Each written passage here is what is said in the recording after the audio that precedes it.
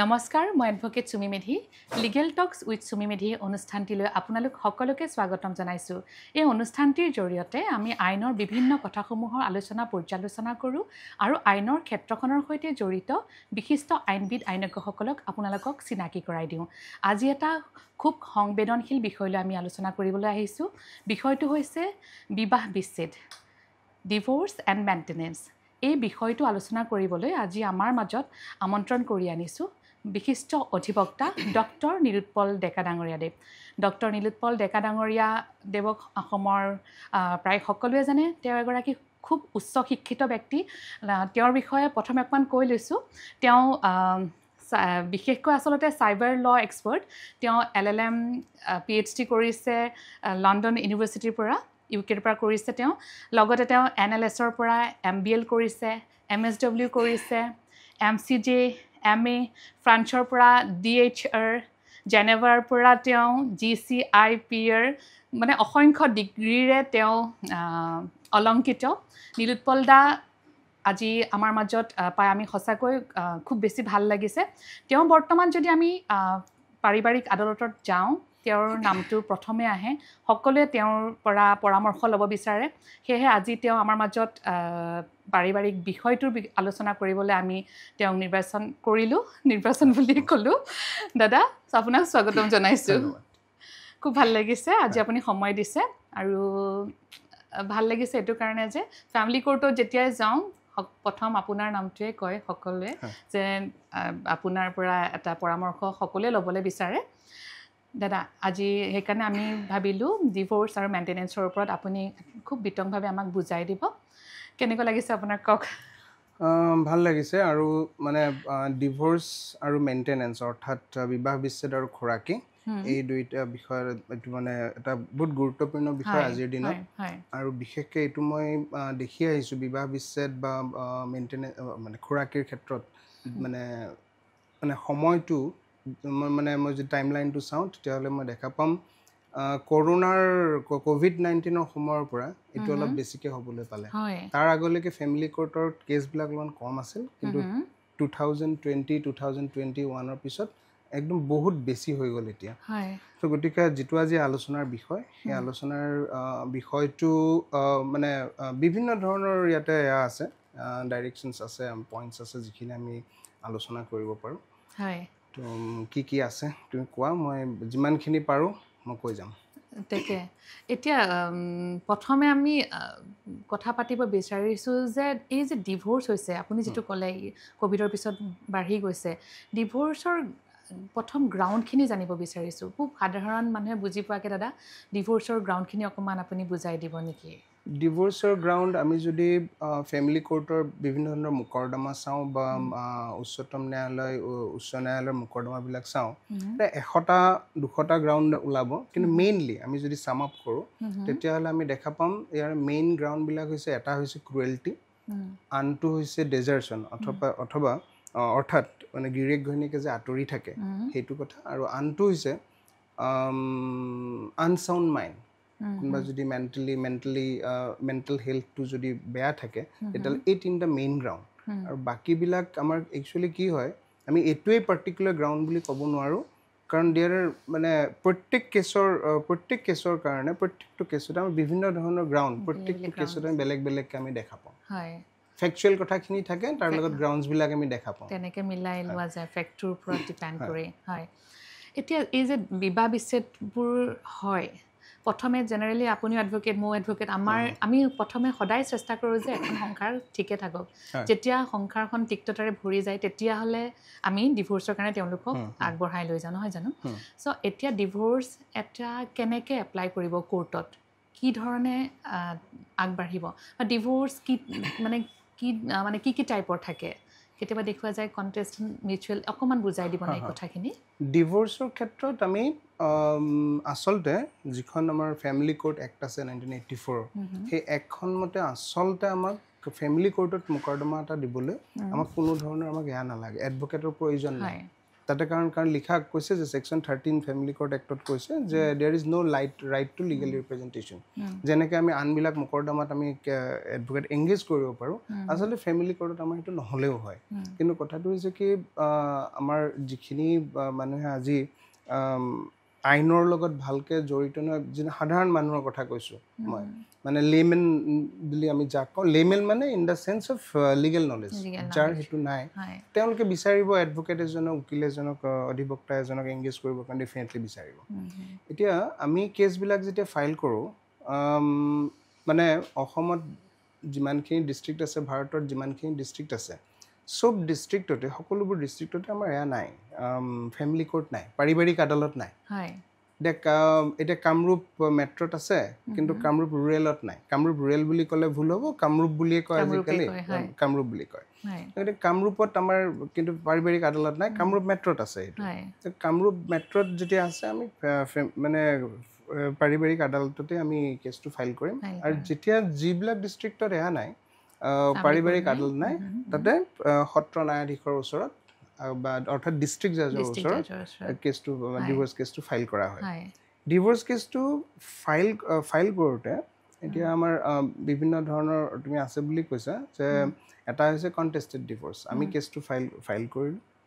Notice two opposite party যদি ৱাইফে file কৰে husband opposite party হাজবেণ্ডে ফাইল কৰে যদি ৱাইফ অপজিট পাৰ্টি তো তেওঁলোকলৈ নোটিছটো যাব নোটিছটো যোৱাৰ পিছতেই হাজবেণ্ড বা ৱাইফে আহি পেলাই ফেমিলি কোৰ্টলৈ আহে আনটো হৈছে যে আমি মিউচুৱেল ডিভোৰ্চ আমি ফাইল কৰিব পাৰোঁ যে আজিকালি লিটিগেশ্যন বেছি লিটিগেশ্যনত সময়টো বহুত লাগে 3 বছৰ 4 বছৰ 5 বছৰ কিছুমান কেছত মই দেখিছোঁ 10-12 বছৰো লাগি গৈছে ডিভোৰ্চটো হওঁতে মানুহৰ মানে জীৱনৰ এটা মানে বহুত ডাঙৰ সময় পিৰিয়ড এটা গুচি যায় গতিকে মিউচুৱেল ডিভোৰ্চ বহুত মানুহে প্ৰিফাৰ কৰে বহুত হাজবেণ্ড ৱাইফে প্ৰিফাৰ কৰে চ' মিউচুৱেল ডিভোৰ্চটো আমি একেলগে ফাইল কৰিছোঁ হাজবেণ্ড ৱাইফে ফাইল কৰিছে তেতিয়া আৰু কোনো নটিচ ইছ্যু কৰাৰ কথা ইয়াত নাহে বুজিছোঁ দুয়োগৰাকী আহি মিউচুৱেলি একেলগে চাইন কৰি ফাইল কৰি মিউচুৱেল ডিভোৰ্চলৈ যাব পাৰে ঠিকে কৈছে দাদা এতিয়া আকৌ এটা কথা সুধিব বিচাৰিছোঁ যে বিয়াৰ পিছত কিমান দিন পিছত তেওঁলোকে ডিভোৰ্চ ফাইল কৰিব পাৰে মানে বিয়াৰ ধৰি লোৱা এসপ্তাহৰ পিছতো গম পোৱা যায় যে মানে খুব এটা যে ভুল সিদ্ধান্ত এটাত আহিলে দুয়োগৰাকীয়ে মিলি চ' তেনেকুৱা ক্ষেত্ৰত ডিভোৰ্চ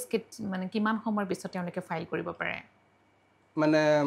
আইনমতে সকলোৱে জনা কথাটো হৈছে এইটো যে বিয়াৰ এবছৰ পিছতহে ডিভোৰ্চ কেছ ফাইল কৰিব জেনেৰেলি সেইটো কথা চবে কয় হয় কিন্তু ক্ৰুৱেলিটিৰ পৰিমাণটো যদি বিয়াৰ নেক্সট ডেটৰ পৰাই যদি বাঢ়ি যায় মানে তাতে কোনো বাৰ নাই যে লিগেল মানে কি কয় ডিভোৰ্চ কেছটো ফাইল কৰিব নোৱাৰিব মানে হিন্দু মেৰিজ এক্ট আৰু ইয়াত স্পেচিয়েল মেৰিজ এক্টত প্ৰভিজন আছে যে আমি বিয়াৰ নেক্সট দিনাও ডিভোৰ্চ কেছ ফাইল কৰিব পাৰোঁ কিন্তু কথাটো হৈছে নোটিছ কিন্তু এবছৰ পিছতহে ইছ্যু হ'ব কেছটো ফাইল কৰিব পৰা যায় কেছটো কিন্তু ফাইল কৰিব পাৰি বৰ ডাঙৰ কথা এইটো কিন্তু বহুতে নাজানে নেক্সট ডে কৰিব পাৰি কিন্তু নোটিছ ইছ্যু হ'ব অপজিট পাৰ্টিলৈ এবছৰ পিছত বুজিছোঁ এতিয়া ধৰি লওক হাজবেণ্ডে ফাইল কৰিলে ৱাইফলৈ যায় ৱাইফে ফাইল কৰিলে হাজবেণ্ডলৈ যায় যেতিয়া যিকোনো এগৰাকী স্পাউচে যেতিয়া এখন নোটিছ পাব তেওঁলোকে জেনেৰেলি কি কৰিব লাগে গম নাপায় যে পত্নীয়ে পঠিয়াবলৈ নোটিছ পঠিয়াইছে সেই ক্ষেত্ৰত তেখেতে কি কৰিব লাগে নোটিছখন পোৱাৰ পিছত মানে ডিভোৰ্চৰ নোটিছ যদি পালে দেশত যদি আইন আছে হয় তেতিয়াহ'লে আইন যদি আমি মানি চলোঁ নোটিছ পোৱাৰ লগে লগে আদালতৰ ওচৰলৈ আহিব লাগে জেনেৰেলি দেখা নাযায় সেইটোৱেই মানে আইন যদি আমি মানি চলোঁ সেইটো হৈছে নিয়ম যদি আইন মানি নচলোঁ সেইটো প্ৰেক্টিকেলি আমি কিছুমান এয়া পাওঁ মানে ছাপ'জ হাজবেণ্ডে কেছটো ফাইল কৰিলে কেছটো ফাইল কৰাৰ পিছত ৱাইফৰ কিন্তু ডিভোৰ্চ ল'বলৈ মন নাই তেওঁ নোটিছটো পাই কি কৰিব এজন এডভোকেটৰ মানে এডভাইচ ল'ব যদি ল'ব মন নাই ক'ব বাইদেউ আপুনি এয়া কৰিব নালাগে কি কয় এইটো ডেটত আপুনি যাব নালাগে মানে আপুনি কোৰ্টে এয়া নকৰে এইটো ডেটত নগ'লে কেছটো ডিছমিছ কৰি নথয় গতিকে আপুনি এয়া কৰি যাব নালাগে তেনেকৈ 1 মাহ বা 1.5 মাহৰ এটা টাইম আহি গ'ল তাৰপিছত আনটো কথা হৈছে যে যদি ৱাইফৰ এতিয়া মন নাই ৱাইফে আৰু এটা টেকনিক ল'ব পাৰে যে যিটো ডেটত তেওঁ এপিয়াৰ হ'ব এপিয়াৰ হৈ ক'ব যে মই নটিচটোহে পাইছোঁ দেই, মই ইয়াৰে কিন্তু কোনো পিটিশ্যনৰ কপি পোৱা নাই বা ডকুমেণ্ট একো নাপালোঁ। এতিয়া মানে হাজবেণ্ডৰ হাতত তেনেকৈ কোনো প্ৰমাণো নাথাকে, গতিকে নটিচ আৰু নটিচৰ লগত আহিব লগা যিখিনি ডকুমেণ্ট বা পিটিশ্যনৰ কপি আছে সেইখিনি বস্তু ইয়াত দি দিলে, মানে সেইদিনাখন কোৰ্টত দি দিলে, তেনেকৈ এটা ডেট গ'ল। এতিয়া নেক্সট ডেটটো হৈছে এইটো যে সেই ডেটৰ পৰা, ডেট অফ ৰিচিপ্টৰ পৰা সময় থাকে, মানে ৰিপ্লাই ফাইল কৰিবলৈ সময় থাকে 90 ডেজ। এতিয়া কোৰ্টেও কি কৰে, সেইকাৰণে 2.5 মাহ মানৰ এটা ডেট দি দিয়ে, দিলে সেই ডেটটো পালে। এতিয়া 2.5 মাহ মানে 2.5 মাহ নহয়, সেইটো অলপমান পজ কৰি ল'লে হ'ল।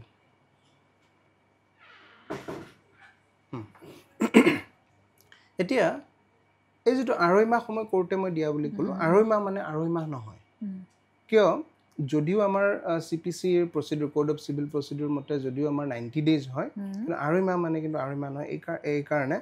কাৰণ যদি তেওঁ নেক্সট ডেটত কয় যে মোৰ মা ঢুকাল, তেওঁ আৰু 1-1.5 মাহৰ টাইম পালে। যদি ক'লে যে মোৰ দেউতা ঢুকাল, তাৰ নেক্সট ডেটত আৰু পালে। সেইটো কিন্তু মানে ইনচিডেণ্টেল কথা, মানে যে এনেকুৱা ধৰণৰ মানে সহজতে নহয়, কিন্তু তেনেকুৱা কেছ মই নোপোৱাও নহয়, পাইছোঁ। কিন্তু সঁচাকেই ঢুকাইছে, সঁচাকেই নিউজ পেপাৰত মানে অবিচুৱেৰীটো ওলাইছে। তেনেকৈ ৰিপ্লাই ফাইল কৰিবৰ কাৰণে 1 বছৰমান লাগি গৈছে। তেনেকৈ মানে 90 ডেজত যদিও CPCত কৈ থৈ দিয়া হৈছে, সেই মানে এইটো নহয় যে 90 ডেজৰ ভিতৰতে। কাৰোবাৰ মাক ঢুকালে কি কৰিব, দেউতাক ঢুকালে কি কৰিব। বুজিছোঁ। এনেকুৱা কিছুমান ক্ষেত্ৰত এক্সেপশ্যনেল কেছেছ হয়। ঠিকে কৈছে দাদা। এতিয়া মোক অকণমান ফেমিলি কোৰ্টৰ প্ৰচিডিউৰটো ক'ব নেকি, ফ্ৰম ফাইলিং টু মানে এটা জাজমেণ্টলৈকে, মানে কি ষ্টেপছ থাকে এটা কোৰ্টত? ফাইলিং, আমি কেছটো ফাইল কৰাৰ পিছতেই অপজিট পাৰ্টিলৈ নটিচটো ইছ্যু হয়। নটিচ ইছ্যু হোৱাৰ পিছতেই অপজিট পাৰ্টি আহিব লাগে। অলপ আগতে মই কৈছোঁ, husband opposite party, wife opposite party, petitioner, এইটো কৈছোঁ অলপ আগতে। অহাৰ পিছত ইয়াতে নেক্সট ডেটটো ফিক্স কৰা হয় ৰিটেন ষ্টেটমেণ্টৰ কাৰণে, অৰ্থাৎ ৰিপ্লাই ফাইল কৰিব যোনজনে অপজিট পাৰ্টি। ৰিপ্লাই ফাইল কৰাৰ পিছত মানে ফেমিলি কোৰ্ট যদি হয়, তেতিয়াহ'লে নিয়মটো হৈছে কাউন্সেলিং পিৰিয়ড এটা থাকে, সেই কাউন্সেলিং কৰিব লাগে। এইটো সুপ্ৰিম কোৰ্টৰ গাইডলাইন আছে যে মিনিমাম 3টা ডেটত 3টা কাউন্সেলিং হ'বই লাগিব। তাৰপিছতহে, আৰু যদি কাউন্সেলৰে ফিল কৰে নহয় যে মানে কাউন্সেলিং আৰু প্ৰয়োজন আছে, এইটো কিন্তু মিনিমাম 3টা ডেট সুপ্ৰিম কোৰ্টে কোৱা মতে, কিন্তু মানে এইটো ডিপেণ্ড কৰে কাউন্সেলৰৰ ওপৰত, 10টাও লাগিব পাৰে, 12টাও লাগিব পাৰে। তো গতিকে সেইটো কাউন্সেলিং পিৰিয়ড এটা থাকে। কিন্তু সেই প্ৰচেছটো আকৌ ডিষ্ট্ৰিক্ট কোৰ্টত যদি, য'ত ফেমিলি কোৰ্ট নাই, সেই কাউন্সেলিঙৰ প্ৰচেছটো কিন্তু ডিষ্ট্ৰিক্ট কোৰ্টত নাই। তাতে থাকে এটা বেলেগ এটা section 89 CPC ADR, alternative dispute resolution. আমি যদি লেণ্ড মেটাৰবিলাকত যিবিলাক আমি পাওঁ, ADR বুলি এটা ডেট এটা পাওঁ, সেইটো কিন্তু ডিষ্ট্ৰিক্ট কোৰ্টত হ'লে সেই কথাটো হ'ব। সেইটো কাউন্সেলিং হৈ যোৱাৰ পিছত কাউন্সেলিংটো ছাকচেছ হ'বও পাৰে, নহ'বও পাৰে। যদি ছাকচেছ হয় কাউন্সেলিং, হাজবেণ্ড ৱাইফ লগ লাগিব, অথবা কাউন্সেলিঙৰ মতেই তেওঁলোকে হাজবেণ্ড ৱাইফে ছেপাৰেট হোৱাৰ কাৰণে এটা নেগচিয়েশ্যন আহি terms and condition the settle কৰিব। সেইটো কাউন্সেলিঙৰ ছাকচেছ। কাউন্সেলিঙৰ ছাকচেছ মানে ছাকচেছ মানে এইটো নহয় যে মানে কেৱল হাজবেণ্ড ৱাইফক লগাবৰ কাৰণে ছাকচেছ। কাউন্সেলিঙৰ কামটো হৈছে প্ৰথমতে চেষ্টা কৰিব লগাবৰ কাৰণে, তাৰপিছত যদি লগ নালাগে তেতিয়াহ'লে কি টাৰ্মছ এণ্ড কণ্ডিশ্যনত হ'ব, সেইটো এটা ছাকচেছফুল কাউন্সেলিং। কিন্তু এই দুইটাতে যদি ফেইলাৰ হয়, তেতিয়াহ'লে কাউন্সেলৰে জাজৰ ওচৰলৈ, কোৰ্টৰ ওচৰলৈ পঠিয়াই দিয়ে। তাৰপিছত কোৰ্টে এজ পাৰ CPC তাৰপিছত যিখিনি প্ৰচিডিউৰ আছে এই হিচাপত আগবাঢ়ে। সেইখিনি ক'ব লাগিলে মই কৈ দিম। কৈ দিয়ক দাদা, মানে এটা মানুহে গম পাওক এটা কোৰ্টত কিমানটো প্ৰচিডিউৰ থাকে। ঠিক আছে, কোৰ্টলৈ আহিলে হয়। চ' কোৰ্টত যেতিয়া কেছটো আহিব, অহাৰ পিছত তাৰ নেক্সট ডেটটো ফিক্স কৰা হয়, মানে ইয়াৰ কাৰণে ইছ্যুজ এণ্ড ডকুমেণ্টছ, অৰ্থাৎ কি ইছ্যু কোৰ্টত ডিচাইড হ'ব আছে। ইছ্যু মানে এতিয়া মানে ডিভৰ্চৰ, বিবাহ বিচ্ছেদৰ কাৰণে ইছ্যুজবিলাক কি থাকে, যে হাজবেণ্ডে যদি কেছটো ফাইল কৰিছে, নাইবা ৱাইফে যদি ফাইল কৰিছে যে ৱাইফক হাজবেণ্ডে ক্ৰুৱেল্টি কৰিছে নেকি, যাৰ কাৰণে ডিভৰ্চটো লাগে, সেইটো এটা হ'ব পাৰে। আনটো হ'ব পাৰে যে ডিজাৰ্চন, যে হাজবেণ্ডে ৱাইফক এৰি থৈ গৈছে নেকি আৰু পিৰিয়ডটো চাব যে 2 বছৰ পিৰিয়ড এটা লাগে ডিজাৰ্টেশ্যন তেতিয়াহে ডিজাৰ্টেশ্যনৰ গ্ৰাউণ্ডটো অৰ্থাৎ এৰি থৈ আহে গ্ৰাউণ্ডত আমি ডিভোৰ্চ ফাইল কৰিব পাৰোঁ মিনিমাম 2 বছৰ এটা লাগে তো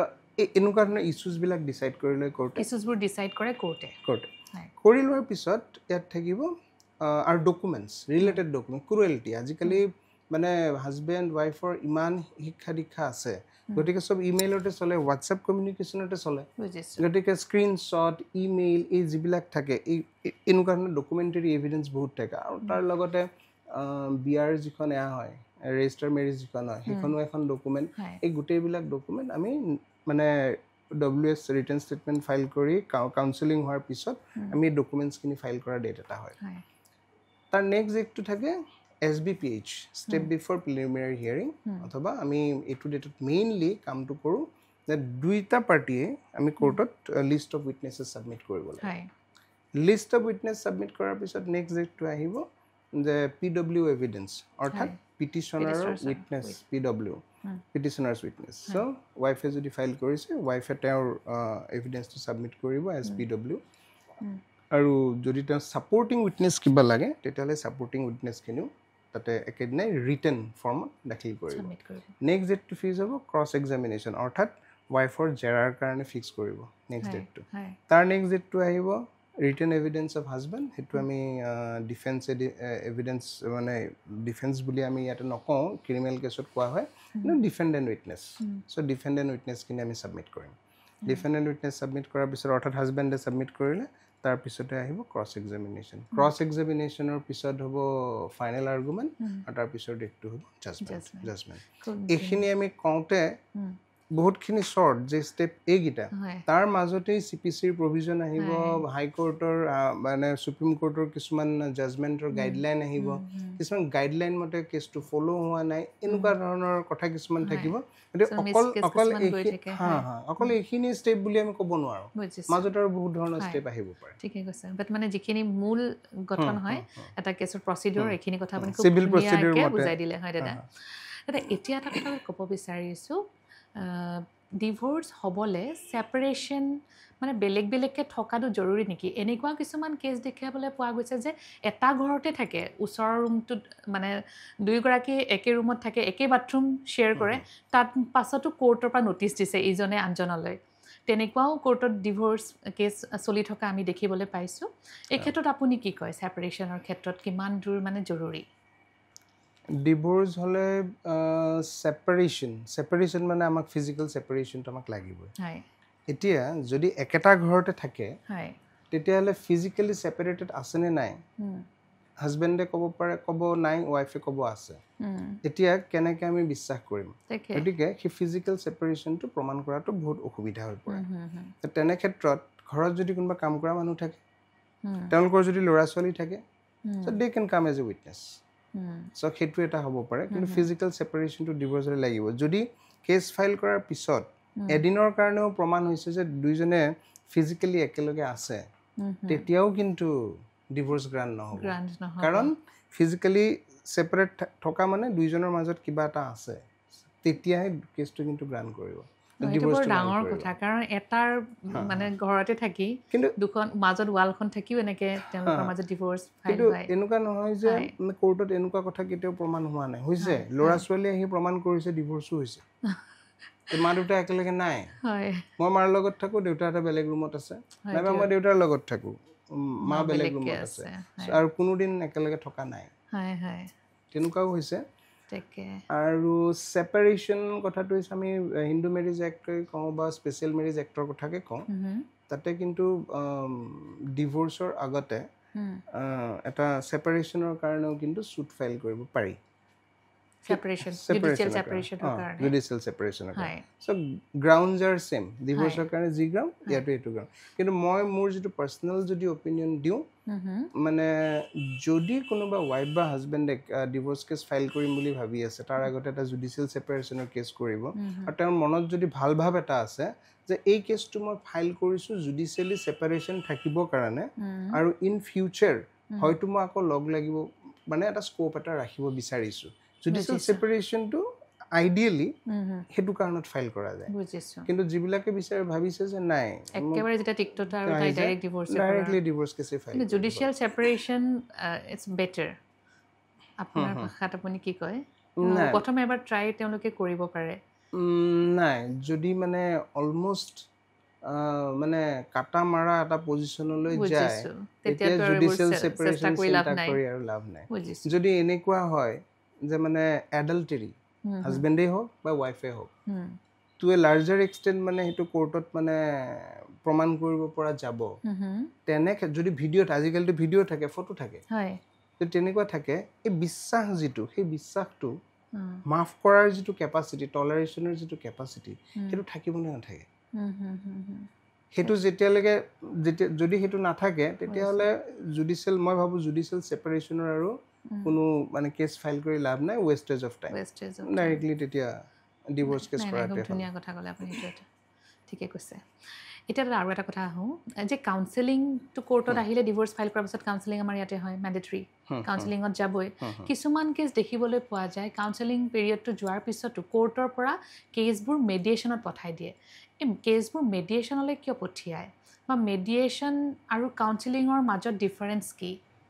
এই কথাখিনি অকণমান বুজাই দিব নেকি কাউন্সেলিঙত নৰ্মেলি কেনেকৈ হাজবেণ্ড ৱাইফক লগাব পাৰি ফেমিলিটো কেনেকৈ ৰিউনাইট কৰিব পাৰি যদি ল'ৰা ছোৱালী আছে তেতিয়াহ'লে কাউন্সেলিংটো এটা বহুত ডাঙৰ এটা মানে জৰিয়া যাৰ জৰিয়তে মানে কৰিব পাৰি ফেমিলি এটাক ইউনাইট কৰিব পৰা যায় মেডিয়েশ্যন মানে হৈছে ইয়াত মানে কাউন্সেলিঙৰ যিটো ৰিউনাইট কৰাৰ যিটো স্ক'পটো মই সেইটো দেখা নাই সেইকাৰণে আমাৰ মেডিয়েশ্যন চেণ্টাৰ থাকে সেইকাৰণে আমাৰ এতিয়া গভৰ্ণমেণ্ট অফ ইণ্ডিয়াই মেডিয়েশ্যন ড্ৰাইভ এটা কৰিছে যাৰ কাৰণে মেক্সিমাম চিভিল কেছবিলাক বা ছেমি চিভিল কেছ যিবিলাক আমাৰ ডমেষ্টিক ভায়লেঞ্চ অথবা চেক বাউন্সৰ চেক ডিউচনৰ যিবিলাক কেছ আছে এইবিলাক চব মেডিয়েশ্যন ড্ৰাইভৰ জৰিয়তে ছেটেল কৰাৰ কাৰণে ট্ৰাই কৰি আছে চ' মেডিয়েশ্যন ইজ বেচিকেলি ছেটেলমেণ্ট লাইক আমি CPCত যিটো পাইছোঁ অল্টাৰনেটিভ ডিস্পিউট ৰিজলিউশ্যন কেনেকৈ হ'ব পাৰে it's a settlement mediation is settlement counselling is for reuniting the family মেডিয়েশ্যনত তেওঁলোকৰ মাজত যিটো পালে সেই ৰিপৰ্টটো কোৰ্টত ছাবমিট কৰে আহি তাৰপিছত বেছড অন দেট ৰিপৰ্ট কোৰ্টে দুইটা পাৰ্টিয়ে কাৰণ সেই ৰিপৰ্টটো যেতিয়া থাকে তাতে তাৰ টাৰ্মছ এণ্ড কণ্ডিশ্যনছখিনি লিখা থাকে আৰু দুইটা পাৰ্টিয়ে তাতে চহী কৰে গতিকে কোৰ্টৰ কামটো বেলেগ একো নাই কোৰ্ট এক্সিকিউটছ দেট এগ্ৰিমেণ্ট মেডিয়েশ্যন আৰু যদি ধৰি লওক তেওঁলোকৰ দুইটাৰে কণ্ডিশ্যন নিমিলিলে তেতিয়া কি কৰে সেই ৰিপৰ্টটোতো আহে কোৰ্টলৈ তেতিয়া কোৰ্টে আকৌ কেনেকৈ কণ্টেষ্টেড যেনেকৈ আকৌ প্ৰচিডিউৰটো ৰান কৰে অ'কে বুজিলোঁ দাদা এতিয়া আহোঁ আমি ডিভোৰ্চ হোৱাৰ সময়ত এটি মানে সন্তানবোৰৰ কথালৈ আহোঁ সেইটো মানে আটাইতকৈ খুব এটা চেঞ্চিটিভ কথা হয় হাজবেণ্ড ৱাইফ হোৱাৰ পিছত বাচ্ছাটোৰ ওপৰত বেছি কষ্ট এটা পোৱা দেখিবলৈ পোৱা যায় এই ক্ষেত্ৰত এটি সন্তান কোনে পায় ডিভোৰ্চ হোৱাৰ পিছত বা দেখিবলৈ পোৱা যায় বেছিভাগ সন্তান মাকৰ লগতে থাকি যায় এই গোটেই কথাখিনি অকণমান বুজাই দিব নেকি এইটো মানে এটা বহুত মানে দুখ লগা চিটুৱেশ্যন আৰু আইনৰ গণ্ডিত আমি যেতিয়া যিবিলাক আমি মেৰপাক আছে এই মেৰপাকত কিন্তু এই সন্তানবোৰে বহুতখিনি চাফাৰ কৰিব লগা হয় কাৰণ যেতিয়াই হাজবেণ্ড ৱাইফৰ মাজত কিবা এটা কাজিয়া লাগিছে ডিভোৰ্চ কেছৰ আৰম্ভণি হৈছে মানে ছেপাৰেশ্যনৰ ফালে মানে ফিজিকেল ছেপাৰেশ্যনৰ কাৰণে বা একেলগে নাথাকে তেওঁলোক মেক্সিমাম টাইম ঠিকে কৈছা তুমি যে মেক্সিমাম টাইম মাকৰ লগতেই সন্তান থাকে মাকৰ লগত সন্তান থাকিলে সন্তানক লগ পোৱাৰ কিন্তু যদি এতিয়া হাজবেণ্ডৰ এজ এ বায়'লজিকেল ফাদাৰ হাজবেণ্ডক ৱৰ্ল্ডত এনেকুৱা কোনো ল নাই যিয়ে হাজবেণ্ডক ৰখাব পাৰিব নিজৰ ল'ৰা ছোৱালীক লগ কৰাৰ কাৰণে 18 ইয়াৰ্ছলৈ 18 ইয়াৰ্ছৰ পিছততো সন্তানে নিজে ডিচাইড কৰিব এতিয়া সেইটো কাৰণত হাজবেণ্ডে এটা গাৰ্জেনশ্বিপ কেছ এটা ফাইল কৰিব লাগে ডিষ্ট্ৰিক্ট কোৰ্টত কৰিলে ডিষ্ট্ৰিক্ট কোৰ্টত ফেমিলি কোৰ্টত কৰিলে ফেমিলি কোৰ্টত কিন্তু হাজবেণ্ডে এটা মই ভাবোঁ দেই এটা ফল্ছ আশা এটা লৈ থাকে যে এটা সময়ত ল'ৰাই মোক বুজি পাব বা মোৰ ছোৱালী সন্তানে মোক বুজি পাব কিন্তু সেই মই মানে যিটো প্ৰেক্টিকেলি পাই আছোঁ তাৰ পৰা কৈছোঁ দেই কাৰণ যেতিয়া গিৰিয়েক ঘৈণীয়েকৰ মাজত কাজিয়া লাগি থাকিব আৰু সন্তান যদি মাকৰ লগত থাকিব মাকে ডেফিনেটলি দেউতাকৰ কথা হাজবেণ্ডৰ কথা বেয়াকৈ ক'ব তেনেকৈ শিকাব সেই সন্তান কেতিয়াও দেউতাকৰ লগত নাই এইটো কিন্তু মানে মোৰ নিজৰ এক্সপিৰিয়েঞ্চৰ পৰা কৈছোঁ পাৰ্চনেল মানে মই যিটো পাৰ্চনেলি যিখিনি পাইছোঁ এই সন্তান আৰু দেউতাকৰ হৈ নাথাকে কিন্তু কিছুমান এনেকুৱা কিছুমান কেছ আছে মই এটা জাষ্ট এক্সাম্পল এটা দিব খুজিছোঁ এজন মোৰ দিল্লীৰ ক্লায়েণ্ট এজন আছিল তেওঁলোকৰ ইয়াতে কেছ চলি আছে ডিভোৰ্চ হৈ গ'ল এতিয়া হাজবেণ্ড মানে ৱাইফৰ লগত থাকে এয়া কি কয় সন্তান হাজবেণ্ডে কি কৰিছে ল'ৰাৰ নামত এটা ইমেইল আইডি বনাইছে and every day he writes email to date email ID and he told me that when he becomes 18 years old I'll give password to this email to him. Oh my god. So he will get to know the mane how he suffered at the hands of his mother. So tenuka dhoroner ya moi mane dekhisu karon মই যেটো কথা কৈছো যে প্ৰ্যাকটিক্যালি মই পাইছো যে মাকৰ লগত থাকিলে মাকৰে হৈ থাকে হয় হৈ থাকে আৰু দেউতাকক লক কৰিলেও সি যেটো ফ্ৰীলি লক কৰাটো এটা ফুৰ্তিৰ যেটো ইয়াত হেতুত আৰু আহিব কেতিয়া হয় মাকৰ মানে সেই বস্তুটো দেখুৱাই দিয়া জনী মাকে যেটো সাফাৰেন্স হয় তেৰ গুটে হেৰুৱাবলগীয়া হোৱাৰ কাৰণটো ঠিকে কৈছে এতিয়া দাদা আৰু এটা কথালে আহো এতিয়া এই সন্তানটি যেতিয়া মাকৰ লগত থাকি যায় এবাৰ আমি মেইনটেনেন্স পাৰ্টৰ বিষয়ে অলপ আলোচনা কৰিম ভাবিছো মেইনটেনেন্স মানে কি তাৰ পৰা আৰম্ভ কৰো মেইনটেনেন্স মানে হৈছে মানে মেইনটেনেন্সৰ যদি মই অসমীয়া ৱৰ্ডটো যদি কওঁ খৰাকি হয় হয় এই খৰাকিৰ ক্ষেত্ৰত বা মেইনটেনেন্সৰ ক্ষেত্ৰত যিখিনি চৰকাৰী আইন আছে চৰকাৰে আমাক দিয়া আইন যিখিনি আছে আমি অধিনিয়ম বুলি যেটো কওঁ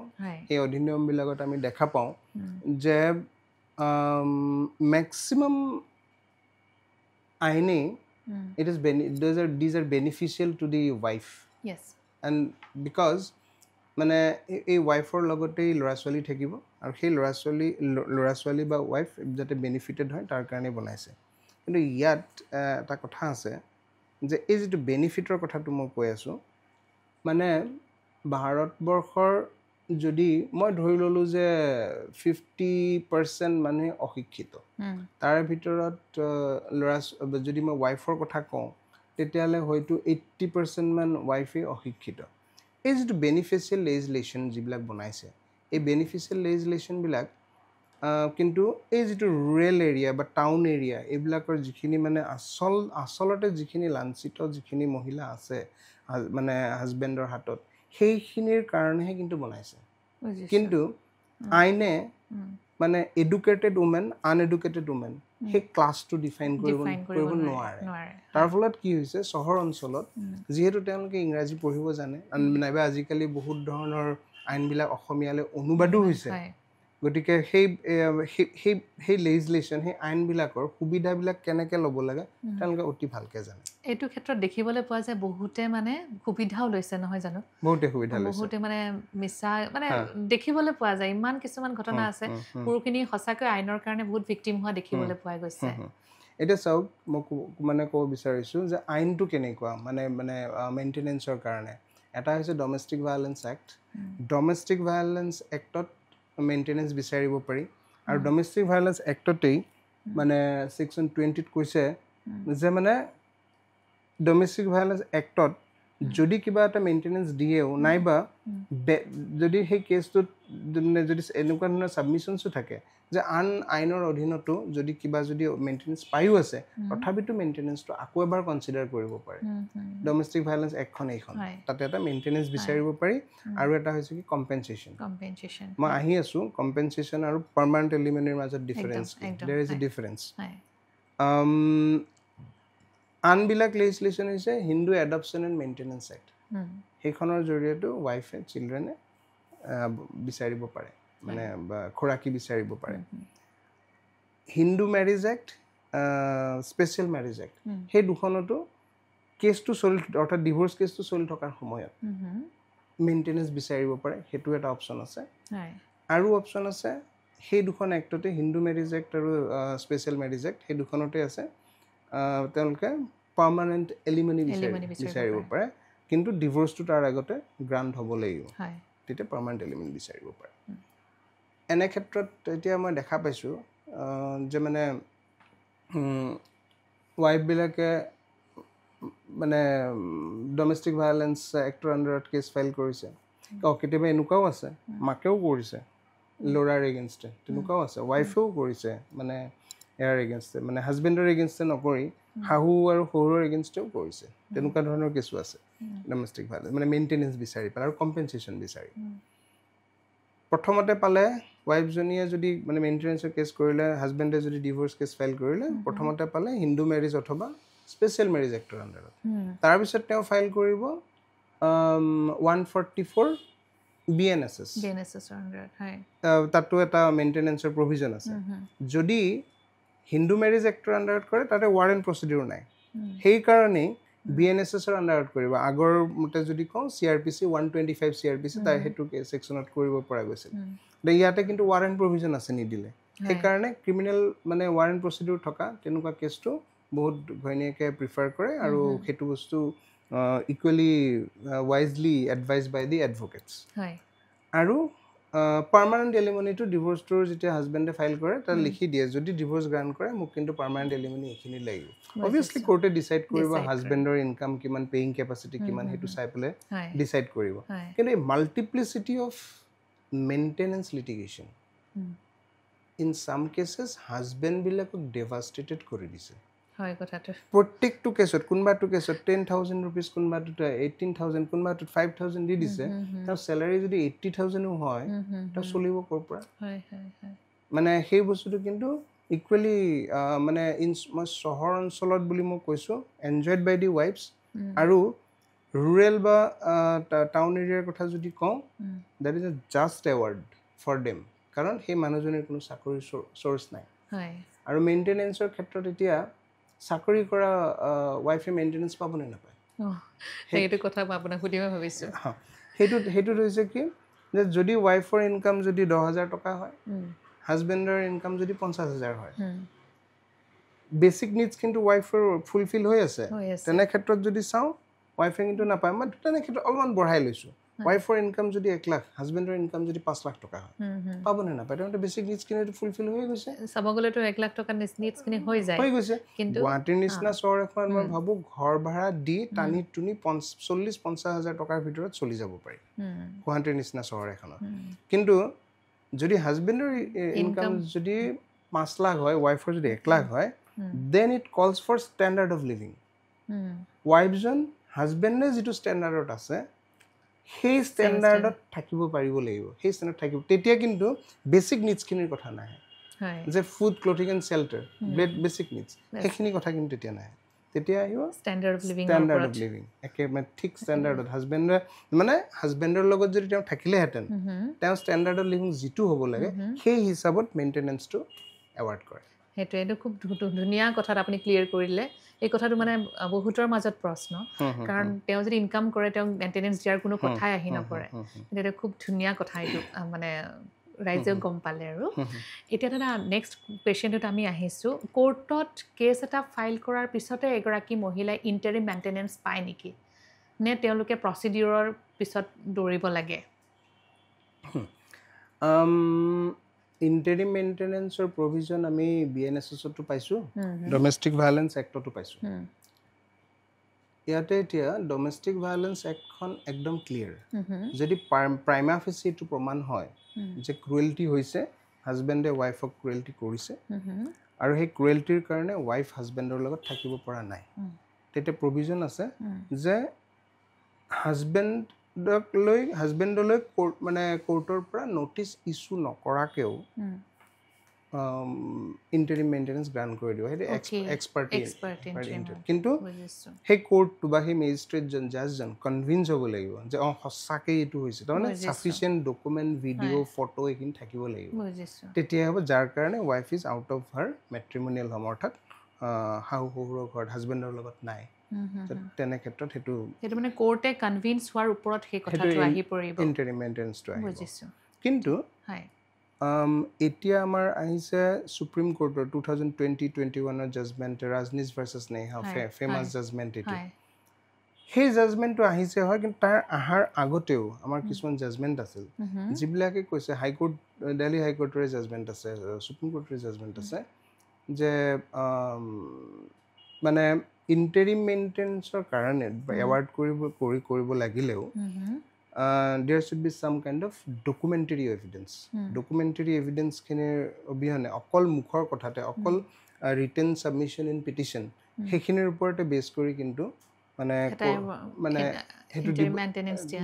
দিয়া নাযায় সেই কথাটো আহিছে যেতিয়া গোটেই ভাৰতবৰ্ষত বিভিন্ন ডিষ্ট্ৰিক্ট এণ্ড ছেছন কোৰ্টৰ এপিল বা হাই কোৰ্টবিলাকৰ ক্ৰিমিনেল ৰিভিজন আৰু বিভিন্ন ধৰণৰ কেছৰ জৰিয়তে বিভিন্ন ধৰণৰ established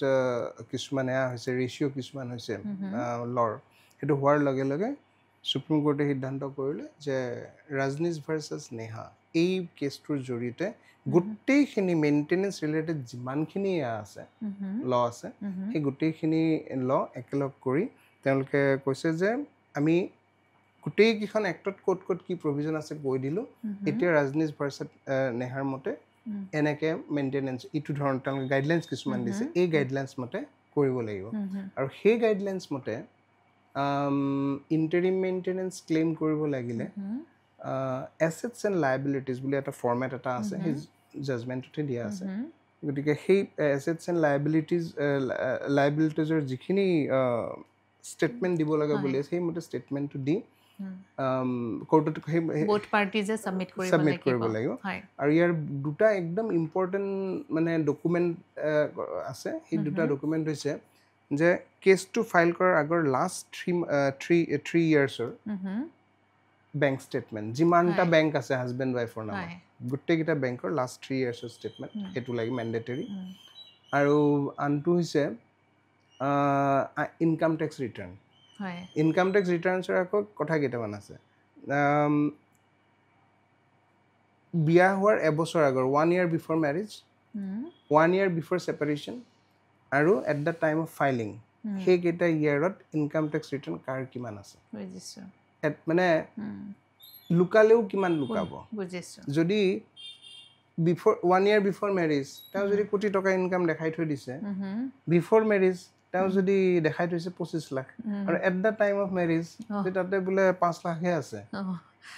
at the time of sorry at the time of filing the case 5 লাখহে আছে সেইটো এটা মানে বিশ্বাসযোগ্য কথা হ'ব নোৱাৰে সেইটো সেইকাৰণে এই মানে সেইকেইটা ইয়াৰ পাৰ্টিকুলাৰলি তেনেকৈ দিব কৈ সুপ্ৰিম কোৰ্টে যাতে কোনেও একো নিজৰ ইনকাম লুকাব নোৱাৰে তাৰ কাৰণে এইটো ব্যৱস্থা কৰিটো ভালেই হৈছে ৰাজনীতিটো খুব বঢ়িয়া এটা জাজমেণ্ট হয় আৰু এটা মই ক'ব খুজিছোঁ যে মানে এইটো প্ৰশ্ন মই মানে বিভিন্ন ধৰণৰ ফৰামত মই পাইছোঁ প্ৰশ্নটো হৈছে হাজবেণ্ডে মেইনটেনেন্স পায় নে নাপায় হয় সেইটো মই পাই থাকোঁ এতিয়া হাজবেণ্ডে মেইনটেনেন্স পায় ন হাজবেণ্ডে মেইনটেনেন্স পাব পাৰে তাতে মই দুখন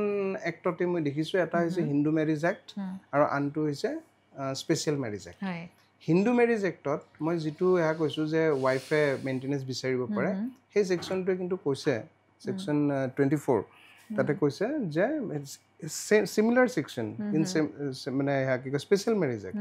তাতে কিন্তু কৈছে যে হাজবেণ্ডেও during the pendency of the case যদি ৱাইফৰ ইনকাম বেছি হাজবেণ্ডৰ একেবাৰে ইনকাম নাই অথবা কম ইনকাম হাজবেণ্ডেও মানে কেছটো চলি থকা সময়ত মেইনটেনেন্স এটা বিচাৰিব পাৰে এইটো মানে নকৰে জেনেৰেলি ন নে আপুনি পাইছে এনেকুৱা পাইছোঁ মই নিজে কৰিছোঁ হয় নেকি এই ফেমিলি কোৰ্টত মই নিজে কৰিছোঁ য'ত মানে এইটো মানে এৱাৰনেছটো কম হাজবেণ্ডখিনিৰ মাজত কম আছে মানে সেইটো হৈছে মান্থলি মেইনটেনেন্স যিটো মই ক'লোঁ আৰু আনটো হৈছে পাৰ্মানেণ্ট এলিমনি হাজবেণ্ডেও পাৰ্মানেণ্ট এলিমনি পাব পাৰে মানে ডাঙৰ কথা মানে গুৱাহাটীৰ ফেমিলি কোৰ্টৰ মে বি নৰ্থ ইষ্টৰো হ'ব পাৰে all district courts family courts together one and only judgment probably মই আজিলৈকে শুনা নাই মানে হাজবেণ্ডৰ ইনকামটো কোনোমতে কোৰ্টত প্ৰমাণ নহ'ল মই হাজবেণ্ডৰ হৈ আছিলোঁ তাৰপিছত কোৰ্টে মানে সেইটো মানে দিলে 3.5 লাখ টকা পাৰ্মানেণ্ট এলিমনি হাজবেণ্ডলৈ তেতিয়া মোক হাজবেণ্ডে ক'লে ছাৰ মানে এলিমনিটো মোক নালাগে কেৱল টোকেন এলিমনি হিচাপে দিলে হ'ল যে হাজবেণ্ডেও পাৰ্মানেণ্ট এলিমনি পাব পাৰে তেতিয়া মানে মোক ক্লায়েণ্টে গৈ নিজে কোৰ্টক ৰিকুৱেষ্ট কৰিলে মই কাৰো নাম নকওঁ ইয়াতে কোন জাজ আছিল কোন ক্লায়েণ্ট আছিল মই নকওঁ বাৰু এইটো মানে ৰিকুৱেষ্ট কৰিলে যে বাইদেউ এইটো আপুনি মানে টোকেন এয়া হিচাপে মোক দি দিয়ক, মোৰতো ইনকাম নাই আপুনি গম পাইছে, টোকেন এলিমনি হিচাপে 50,000 টকাৰ এটা মানে দিলেই হ'ব। আৰু জাজেও সেইমতে এইটো মুঠতে এইটো প্ৰমাণ হ'ল যে হাজবেণ্ডে পাৰ্মানেণ্ট এলিমনি পাব পাৰে। খুব বঢ়িয়া কথা এইটো দাদা। এইটো কোন চনৰ কথা আপোনাৰ? এইটো 2010-11 মানৰ কথা হ'ব। বঢ়িয়া, ঠিক আছে ঠিক আছে। এতিয়া আৰু এটা কথা জানিব বিচাৰিছোঁ, এগৰাকী মহিলাই নিজৰ ইচ্ছাই নিজৰ হাজবেণ্ডৰ ঘৰ যদি এৰি থৈ যায় তেতিয়া তেওঁ মেইনটেনেঞ্চ ক্লেইম কৰিব পাৰে নে নোৱাৰে, বা তেওঁ মেইনটেনেঞ্চ পায় নেকি? এইটো বহুত ট্ৰিকি কুৱেশ্যন। ট্ৰিকি কিয় মানে নিজস্বভাৱে যদি এৰি যায়, হয়, মেইনটেনেঞ্চ কেছ ফাইল কৰি প্ৰমাণ নোহোৱালৈকে তেওঁতো নিজৰ ইচ্ছামতে যোৱাই নাই, প্ৰমাণ হ'ব লাগিব, তেতিয়াহে মেইনটেনেঞ্চ নোপোৱাটো ঠিক হ'ব। কিন্তু মানে উইদাউট এনি ৰিজনেবল কজ তেওঁ যদি if C is outside her matrimonial home maintenance পাব নোৱাৰে। আৰু উইদাউট এনি ৰিজন মানে কোনো কাৰণ নোহোৱাকৈ যদি তেওঁ মানে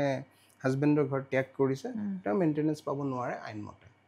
জেনেৰেলিও দেখিবলৈ পোৱা যায় সদায় আইনখিনি মহিলাক খুব সদায় ছাপোৰ্ট কৰি আছে। মোৰ এনেকুৱা এহাল দম্পতি পাইছোঁ, তাত দেখিবলৈ পাইছে মানে হাজবেণ্ডকৈ বাচ্ছাটোৰ লগত থাকি গ'ল, তেওঁ নিজৰ চাকৰি তাকৰি এৰি থৈ আহিলে আৰু ৱাইফগৰাকীয়ে নিজৰ কেৰিয়াৰ বনাবৰ কাৰণে তেওঁ আঁতৰি গ'ল।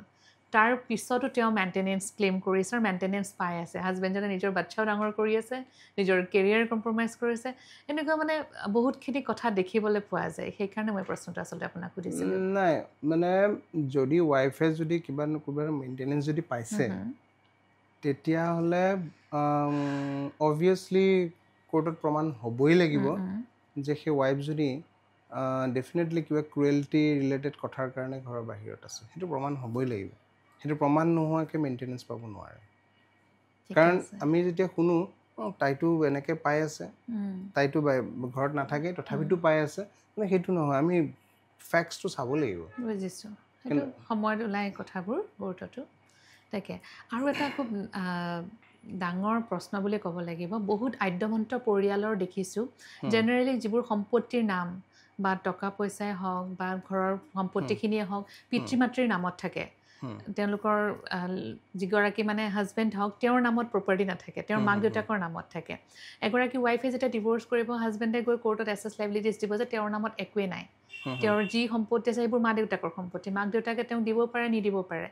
এনেকুৱা ধৰণৰ কথা কিছুমান দেখিবলৈ পোৱা যায়। তেতিয়া তেনেকুৱা ক্ষেত্ৰত এগৰাকী মহিলাই কেনেকুৱা ষ্টেপ লোৱাটো জৰুৰী বুলি ভাবে আপুনি? যদি হাজবেণ্ডৰ নামত প্ৰপাৰ্টি নাই তেতিয়াহ'লে নাই, মেইনটেনেঞ্চ বিচাৰিব পাৰিব। কিছুমান মানে এনেকুৱা দেখে ন পৰিয়াল কিছুমান ব্যৱসায় থাকে, এই পৰিয়ালটোৰ তেওঁৱে একমাত্ৰ সন্তান, তেওঁৰে হ'ব গোটেইখিনি। নাই নাই নাই, কথাটো আমি অলপ বেলেগকৈ চিন্তা কৰোঁ। যদি একমাত্ৰ সন্তান, সেই একমাত্ৰ সন্তানৰ লগত পৰিয়ালটোৰ মাক দেউতাকৰ ভালে নাথাকিবও পাৰে, একেটা ঘৰতে আছে ভালে নাই। আৰু যদি দেউতাকেই যদি সেই বিজনেছটো, পৰিয়ালটোৰ যদি বিজনেছ আছে সম্পত্তি আছে গোটেইখিনি যদি তেওঁৰ নামত আছে, দেউতাকৰ নামত যদি আছে, দেউতাকে যদি ইচ্ছা কৰে যে মোৰ ল'ৰা ভাল নহয় গতিকে মই এইখিনি মোক মানে কোনোবা এটা NGOৰ নামত দান কৰি থৈ গ'লোঁ, যদি মোৰ বিজনেছৰ যি ইনকাম হয় ইন ফিউচাৰ এটা চেৰিটেবল ট্ৰাষ্টলৈ যাব পাৰে, তেওঁৰ প্ৰপাৰ্টি হি ডিচাইডছ। গতিকে তেনে ক্ষেত্ৰত ৱাইফে হাজবেণ্ডৰ দেউতাকৰ কিবা এটা প্ৰপাৰ্টি আছে সেইটো কৈ পেলাই মেইনটেনেঞ্চ ক্লেইম কৰিব নোৱাৰিব, সেইটো কোনো আইনত নাই। কথাটো হয়, কিন্তু তথাপিতো আমি কি কৰোঁ কোৰ্টত এই ডিটেইলছবিলাক দি দিওঁ, জাজেও সেই বস্তু চিন্তা কৰে, ন্যায়াধীশসকলে চাই এইটো বস্তু যে এইটো যদি থাকে তাৰমানে হাজবেণ্ডৰ একো লাইবিলিটিজ নাই। যদি লাইবিলিটিজ নাই তেতিয়াহ'লে মেইনটেনেঞ্চ এৱাৰ্ডটো অলপ বেছিকৈ কৰিব পাৰি। বুজিছোঁ। চ' সেইটো এটা আণ্ডাৰষ্টেণ্ডিঙত জাজে কিবা এটা বুজি পায়, ৰিজনেবলি কিবা এটা চিন্তা কৰে, কৰি পেলাই সেইটো এৱাৰ্ড কৰিলে কৰিব পাৰে। কিন্তু আদালতে ন্যায়াধীশে এইটো বিচাৰ কৰি এইটো জাজমেণ্ট দিব নোৱাৰে যে হাজবেণ্ডৰ দেউতাকৰ এইখিনি প্ৰপাৰ্টি আছে, গতিকে কি কয় মানে এই মহিলাগৰাকীয়ে হাজবেণ্ডৰ দেউতাকৰ ইনকামৰ কিবা এটা শ্বেয়াৰ কৰিব, সেইটো কেতিয়াও জাজমেণ্টত লিখিব নোৱাৰে। বুজিছোঁ, কথাটো তেনেকুৱা। আচলতে এইটো বহুতে সুবিধাও লয় নহয় জানো দাদা সুবিধা লয় বহুতে সুবিধাও লোৱা দেখিছোঁ আৰু এটা কথা এইখিনিতে মেইনটেনেঞ্চৰ কওঁতে আমি জানিব বিচাৰিছোঁ আপোনাৰ পৰা যে এগৰাকী মহিলা মানে একেটা পৰিয়ালত থকাৰ পিছতে যদি তেওঁৰ হাজবেণ্ড ঢুকাই যায় তেওঁৰ ঢুকোৱাৰ পিছত মহিলাগৰাকীক খুব এটা অত্যাচাৰ কৰাও দেখিবলৈ পোৱা যায় তেওঁলোকৰ পৰিয়ালে মিলি তেতিয়া সেই গৰাকী ৱাইফ বেলেগত যদি যাব লগা হয় তেওঁ মেইনটেনেঞ্চ পাবনে নাই হাজবেণ্ড ঢুকাই গ'ল তেওঁ মেইনটেনেঞ্চ পাব তেওঁ এটা প্ৰমাণ কৰিব লাগিব যে তেওঁৰ নিজৰ মাকৰ পৰা বা দেউতাকৰ পৰা তেওঁৰ কোনো ধৰণৰ আৰু মেইনটেনেঞ্চেই হওক পাৰ্মানেণ্ট এলিমনিয়ে হওক সেইখিনি আৰু ক্লেইম কৰিব লগা মানে কোনো ধৰণৰ প্ৰপাৰ্টি নাই তেওঁ একো নাপায় তেতিয়া section 19 Hindu adoption and maintenance act তাতে এটা ছেকশ্যন 19 এণ্ড 20 দুইটা আমি একেলগ কৰি চাব লাগিব তেতিয়া তাতে কিন্তু আইনটো ক্লিয়াৰ যে মানে হাজবেণ্ড ডিভোৰ্চ নোহোৱাকৈ যদি হাজবেণ্ড ঢুকাই গৈছে যে উইড'গৰাকীয়ে ফাদাৰ ইন ল' আৰু মাদাৰ ইন ল'ৰ পৰা কিন্তু মেইনটেনেঞ্চ মান্থলি মেইনটেনেঞ্চ হওক বা ওৱান টাইম এলিমনি টাইপৰ এটা মেইনটেনেঞ্চ হওক ক্লেইম কৰিব পাৰে ন তাকে মোটামুটি দাদা আমি মেইনটেনেঞ্চৰ কথাখিনি কভাৰ কৰিলোঁ নেকি কিবা ৰখি গ'ল নেকি আপোনাৰ অকণমান যিখিনি মানে জনসাধাৰণে জানিবলগীয়া কথা আছে অকণমান মনত পেলাওকচোন ইয়াতে কিছুমান কথা আছে যে যদি ক্ৰিমিনেল প্ৰচিডিউৰত যদি মেইনটেনেঞ্চৰ যদি বিচাৰে তেতিয়াহ'লে মানে যদি নিদিয়ে তেতিয়া আইনৰ ৰেহা কি মানে প্ৰভিজনটো কি আছে তেতিয়া সেইটো হৈছে only 1 month imprisonment 1 month imprisonment যদি ওলাই আহিল তেতিয়াহ'লে এই মেইনটেনেঞ্চখিনি কিন্তু দিব লগা নহয়গৈ তাৰপিছত কি হ'ব সেই আগৰ যিখিনি এৰিয়াৰ থাকিলে নেক্সট মান্থৰ সেইটো যোগ হ'ব তাৰ লগত আকৌ ৱাৰেণ্ট পঠিয়াব লাগিব আৰু যদি পে' নকৰে আকৌ 1 মাহ থাকি আহিলেই হ'ল গতিকে মানে আৰু জেলৰ ভিতৰততো খোৱাটো ফ্ৰী বহুতে মানে সুবিধাও ল'ব এই কথাটো বহুত সুবিধা ল'ব পইচা দিয়াতকৈ জেলত সোমাই থকা কি খাব পাইছে কি খাব পোৱা নাই জেলত সেইটো পিছৰ কথা কিন্তু জেলৰ ভিতৰত খোৱাটো ফ্ৰী খাই থাকিব পাৰিব সেইটো হয় কিন্তু তথাপিও এইটো কথা মানে মানুহখিনিয়ে জানিব লাগিব যে তেওঁলোকে যদি মেইনটেনেঞ্চ সময়ত নিদিয়ে তেতিয়াহ'লে জেললৈ যাব লাগিব এতিয়া মানে ধৰি লওক মান্থলি যিটো মেইনটেনেঞ্চ দিব লাগে তেনেকুৱা কিমানটা স্কিপ কৰিলে জেনেৰেলি ৱাৰেণ্ট ইছ্যু হয় সেই কথাটো তেনেকুৱা কোনো নিয়ম নাই কিমানটা স্কিপ প্ৰথমটোতেই ৱাৰেণ্ট ইছ্যু কৰিব পাৰে কিন্তু তথাপিতো কোৰ্টে মানে কি কয় অলপমান মানৱীয়তাৰ খাতিৰত অলপমান চাই 2-3টা ডেটলৈকে চাই যদি নিদিয়ে তেতিয়া ৱাৰেণ্টটো ইছ্যু কৰি দিব পাৰে আমি পাৰিবাৰিক আদালতৰ মোটামুটি কথাখিনি পাতিলোঁ তাত এটা কথা ৰখি গ'ল ন ৰেষ্টিটিউশ্যন অফ কনজুগেল ৰাইটছ বিষয়টো ৰৈ গ'ল দাদা সেইটো কথাও অকণমানকৈ কওক যে ৰেষ্টিটিউশ্যন অফ কনজুগেল ৰাইটছ কেতিয়া কোনে কেনেকৈ এপ্লাই কৰিব পাৰে বা কেতিয়া এপ্লাই কৰা হয় যদি হাজবেণ্ড বা ৱাইফে কোনোবা এজনে আনজনৰ সংগ ত্যাগ কৰিছে কোনো ধৰণৰ ৰিজনেবল কাৰণ নোহোৱাকৈ তেতিয়া যদি ৱাইফে এৰি গৈছে হাজবেণ্ডে ৰেষ্টিটিউশ্যনৰ কেছ এটা ফাইল কৰিব পাৰে এই ৰেষ্টিটিউশ্যনৰ কেছ ফাইল কৰোঁতে আমি পিটিশ্যনখনত নৰ্মেলি এইটো কথাত গুৰুত্ব দিওঁ যে হাজবেণ্ডে যদি ৰেষ্টিটিউশ্যন ৱাইফক যদি ঘূৰাই আনিব বিচাৰিছে আমি গুৰুত্ব দিওঁ প্ৰত্যেকটো ৱৰ্ডত মানে লাভ মানে ইমান ভাল পায় তেওঁক ভালকৈ ৰাখিছিলোঁ আকৌ ৰাখিম এনেকুৱা ধৰণৰ কথাবিলাকে থাকিব লাগে তাত যদি এলিগেশ্যনেই থাকে that is again cruelty that is a ground for cruelty and ground for divorce যদি restitution petitionত যদি মানে crueltyৰ কথা লিখা থাকে গতিকে তেনেকৈ ফাইল কৰা হয় আৰু প্ৰেক্টিকেল সাইডৰ পৰা যদি আমি চাওঁ তেতিয়াহ'লে restitution কেছটোক কিন্তু মেইনটেনেঞ্চ কেছৰ ঢাল হিচাপে ব্যৱহাৰ কৰা হয় আজিকালিৰ দিনত কাৰণ ৱাইফে যদি ঘৰৰ পৰা ওলাই গৈ মেইনটেনেঞ্চ কেছ ফাইল কৰিছে তেতিয়াহ'লে লগে লগে এডভোকেটে এডভাইচ কৰে আপুনি ৰেষ্টিটিউশ্যনৰ কেছ ফাইল কৰক যে ক'ব যে মইতো ৱাইফক ৰাখিব বিচাৰিছোঁ তেওঁ নাথাকে মই কিয় মেইনটেনেঞ্চ দিম সেই ক্ষেত্ৰত কেনেকুৱা হয় কথাবোৰ সেইটো এগেইন যিটো যেতিয়া মেইনটেনেঞ্চৰ কেছটো থাকিব মেইনটেনেঞ্চ কেছত ডেফিনেটলি মেইনটেনেঞ্চ বিচাৰিব ক্ৰুৱেল্টি গ্ৰাউণ্ডতে যে মই ক্ৰুৱেল্টি হৈছে কাৰণে মই ওলাই গৈছোঁ গতিকে ক্ৰুৱেল্টিৰ কাৰণে যেতিয়া চ' ক্ৰুৱেল্টিৰ কাৰণে মেইনটেনেঞ্চ কেছটো ফাইল কৰিব গতিকে ক্ৰুৱেল্টিৰ কথাটো যেতিয়া প্ৰমাণ হ'ব তেতিয়াতো ৰেষ্টিটিউশ্যন এনেও নহয় আৰু যদি ক্ৰুৱেলটি গ্ৰাউণ্ডটো প্ৰমাণ মানে কিবা কাৰণ যদি প্ৰমাণ নহয় তেতিয়াহ'লে ৰেষ্টিটিউশ্যনৰ মতে তেওঁক আনাৰ ব্যৱস্থাটো কৰিব কিন্তু মানে ভাৰতবৰ্ষত আইনটো এনেকুৱা যে কোনোবা যদি ৱাইফ একেলগে থাকিব বিচৰা নাই নাইবা কোনোবা যদি হাজবেণ্ড একেলগে থাকিব বিচৰা নাই তেতিয়াহ'লে জোৰ জবৰদস্তিটো একেলগে ৰাখিব নোৱাৰি তেনে ক্ষেত্ৰত সুপ্ৰিম কোৰ্টৰ মানে এটা কমন জাজমেণ্ট এটা কমন মানে আইন এটা দেখা যায় সেইটো হৈছে মানে হাজবেণ্ডে কয় ঠিক আছে আপোনাক আমি জোৰ নকৰোঁ আপুনি ৱাইফক 10 লাখ টকা দিয়ক 30 লাখ টকা দিয়ক আমি জোৰ নকৰোঁ কিন্তু এলিমনি হিচাপে এজ এ পাৰ্মানেণ্ট ছেটেলমেণ্ট আপুনি এইখিনি দি দিয়ক চ' এটা মানে বেলেঞ্চ এটা মেইনটেইন কৰি সুপ্ৰিম কোৰ্টৰ আমি এইবিলাক দেখিছোঁ জাজমেণ্টবিলাক দেখিছোঁ তাকে বহুতখিনি কথা মই নিজে শিকিলোঁ দাদা আজি আপোনাৰ পৰা আৰু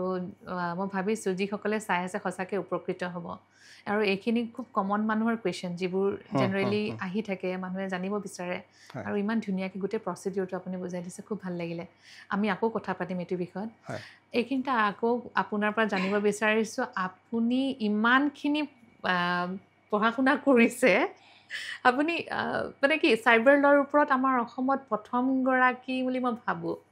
নহয় জানো আপুনি PhD কৰা সেইটো বিষয়ে আপুনি পেৰেলেলি চলাই গৈ আছে নহয় দাদা 2005-06 হয় নৰউইচ ল স্কুল ইংলেণ্ডৰ তাতে তাৰ পৰা মই লৰ মানে মাষ্টাৰ ডিগ্ৰী কৰিছোঁ মাষ্টাৰ ডিগ্ৰী মোৰ স্পেচিয়েলাইজেশ্যন হৈছে চাইবাৰ ল গতিকে চাইবাৰ লৰ কৰি মই মানে চাইবাৰ লৰ স্পেচিয়েলাইজেশ্যন কৰি যেতিয়া মই গুৱাহাটীলৈ আহিছোঁ সেই সময়ত ইয়াতে মানুহে কিন্তু চাইবাৰ ল মানে বা চাইবাৰ ক্ৰাইম মানে কি নাজানে তেতিয়া এইবোৰ হোৱাও নাছিল সেই সময়ত মই কিছুমান গভৰ্ণমেণ্ট লেভেলত বা মানে কিছুমান ইণ্টেৰিয়ৰ টাউন ভিলেজ কিছুমানত মই ছেমিনাৰ কিছুমান বা ৱৰ্কশ্বপ কিছুমান মই নিজে এটা NGOৰ জৰিয়তে মই অৰ্গেনাইজ কৰিছিলোঁ সেই এৱেৰনেছটো হোৱাৰ পিছত 2007 মানৰ পৰা মই দেখিছোঁ মানে চাইবাৰ ক্ৰাইম ৰিলেটেড FIR ইয়াতে লজ হোৱা আৰম্ভ হৈছে কাৰণ চাইবাৰ মানে এখন ইনফৰমেশ্যন টেকন'লজি এখন ভাৰতত আহিছে 2000ত গতিকে সেই এৱেৰনেছটো যদিও কেপিটেল চিটি অফ ইণ্ডিয়া তাতে নাইবা মেট্ৰ' চিটিখিনিত যদিও আছিল অসমত কিন্তু মানে এটলিষ্ট মানে মই দেখিছোঁ 5-6 বছৰ 10 বছৰ মানলৈ সিমান সজাগতা নাছিল এই যে ছেমিনাৰখিনি মই পাতিলোঁ পাতাৰ পিছত লাহে লাহে সজাগতাখিনি গভৰ্ণমেণ্ট লেভেলটো বুজিলে মানে দেৰ is something call cyber crime and cyber ল লাহে লাহে ইয়াতে CID চাইবাৰ ক্ৰাইম চেলেই বনোৱা হ'ল সেই চেলটো বনাই তাৰ পৰা ইনভেষ্টিগেশ্যন এতিয়াতো এইটো খুব চেনচিটিভ বিষয় আৰু হয় এতিয়া এদিন দাদা আহি আছোঁ চাইবাৰ লৰ ওপৰত আপোনাক কথা পাতিম ভালকৈ ঠিক আছে আজি খুব ভাল লাগিলে আপোনালোকে চাই থাকিব লিগেল টক্স উইথ চুমি মেধি আজিৰ এপিছডটো আশা কৰোঁ সকলোৱে খুব ভাল পাব আৰু দেখিবলৈ পোৱা গৈছে পাৰিবাৰিক যিবোৰ সংঘাত চলি আছে আৰু এই বিষয়টোত দাদাৰ এডভাইচ ল'ব আপোনালোকে পাৰিব আৰু সকলোৰে ফলপ্ৰসূ হ'ব বুলি ভাবোঁ এইখিনিতে আজিলৈ সামৰিছোঁ ধন্যবাদ চাই থাকিব লিগেল টক্স উইথ চুমি মেধি নমস্কাৰ